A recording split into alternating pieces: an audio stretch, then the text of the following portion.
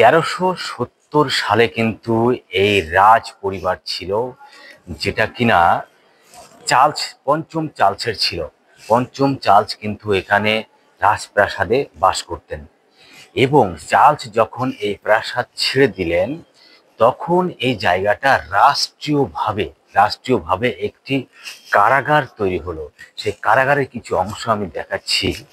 এখানে কিন্তু পরবর্তীতে যে কারাগার হলো রাজ কারাগার, সেই কারাগারে রাজারা কিন্তু যারা অপরাধ করত তাদের কিন্তু এখানে আটকে রাখতো। এত সুন্দর একটি প্রাসাদ পঞ্চম চার্লস কিন্তু তৈরি করেছিলেন। দেখেন কত সুন্দর ডিজাইন। এখান থেকে 300-400 বছর আগে কিন্তু এত সুন্দর যে আর্কিটেকচার ছিল, এটা ভাবতেই অবাক লাগে যে ফ্রান্স কত উন্নত ছিল। এদিকেও দেখতে পারেন যে কত সুন্দরভাবে এরা তৈরি করেছে। এটা কিন্তু একটা রাজপ্রাসাদ ছিল। আমি দেখাতে বলবো এইগুলো যে কত কোটি কোটি টাকা কিন্তু তখন খরচা করেছিলেন সেই রাজা চার্লস।